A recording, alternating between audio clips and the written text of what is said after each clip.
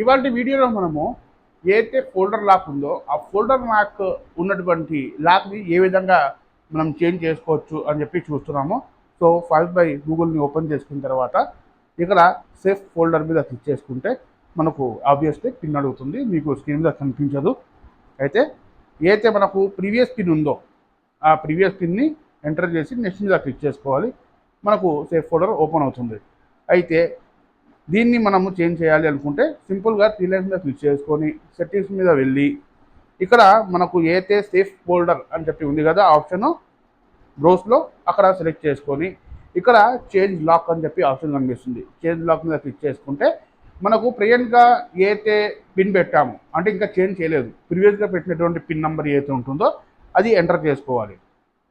Enter చేసుకొని next మీద click చేసిన తర్వాత మళ్ళీ మనకు సేమ్ యాజ్ ఇట్ ఈస్గా మీరు పిన్ అడుగుతుంది, లేకుంటే ప్యాటర్న్ కావాలంటే ప్యాటర్న్ అని చెప్పి అడుగుతుంది. ఈసారి మనం ప్యాటర్న్ కావాలంటే ప్యాటర్న్ కూడా మనం సెలెక్ట్ చేసుకోవచ్చు అనమాట. సో ఎగ్జాంపుల్గా నేను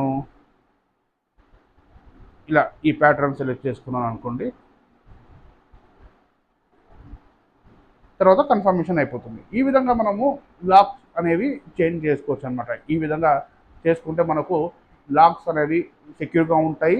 ఈ విధంగా మనం చేంజ్ చేసుకోవచ్చు అనమాట. ఎవరికైనా కానీ తెలిసిపోయినా కానీ మనము ఈ విధంగా తరచుగా మనము చేంజ్ చేస్తుంటే ఏమవుతుందంటే ఏ తోళ్ళకి కూడా మనకు కన్ఫ్యూజ్ చేయొచ్చు అనమాట. అంటే మనం ఏదైతే నెంబర్స్ పెట్టామో అలా వాళ్ళు అనలైజ్ చేసి వాళ్ళు గెస్ చేసి ఈ నంబర్ పెట్టి ఉండొచ్చు అని కాకుండా తరచుగా మనం మారుస్తూ ఉంటే బెటర్గా ఉంటుంది. కాకపోతే మీకు గుర్తుండిపోయే విధంగా అంటే మీరు ఆలోచన చేస్తే ఒక 2-3 సార్లు ఆలోచన చేస్తే ఆ పిన్స్ అనేవి మీకు గుర్తుండే విధంగా చేసుకోండి.